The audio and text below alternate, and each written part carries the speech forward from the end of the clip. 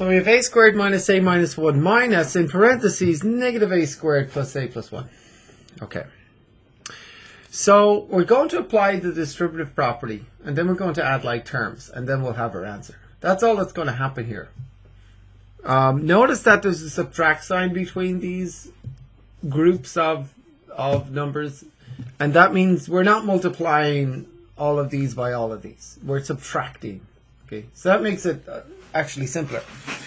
There is no number beside this parenthesis, so we don't actually have to apply a distributive property here. Let me show, like, if we had, say, the number 10 times a squared minus a minus 1, it would look like this. You'd multiply 10 in to get 10a squared minus 10a minus 10, right? But we don't have a 10, right? We have nothing. Or you could think of it, we have a 1 here kind of thing, right? Yeah. And so it's positive 1 actually. So if you multiply everything by positive 1, this guy just becomes a squared minus a minus 1. You okay with that? So this guy is different because here we have a negative outside the parentheses. That's like subtract all of this stuff, right?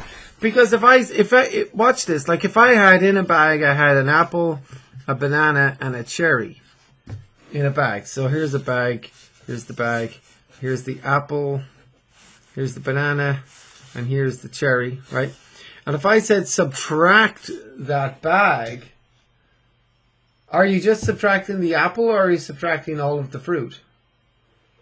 Yes, that's the thing. You're subtracting the apple, but you're also subtracting the banana and subtracting the cherry. Because it's kind of like having a negative 1 here, and then you multiply with the distributive property, you multiply the negative 1 in.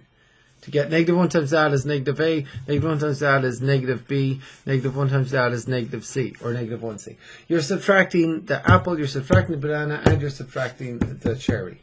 Right? That's the key.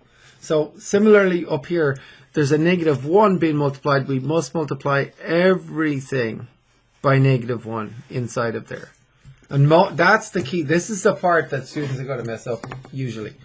So negative 1 times negative a squared is negative times negative positive, right? And I'll just give it a positive 1a squared, or positive a squared, doesn't matter. Negative 1 times a, negative 1a. Negative 1 times 1,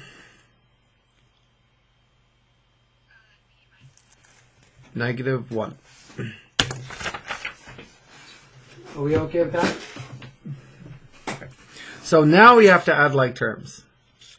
So we add put this a squared together, the a's together, and the numbers together. We have 1a squared and 1a squared makes what?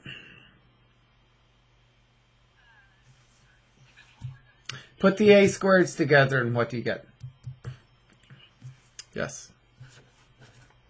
Okay, now put the a's together. What? When you put the a's together, what do you get? It's negative 1a minus 1a. Negative 2a.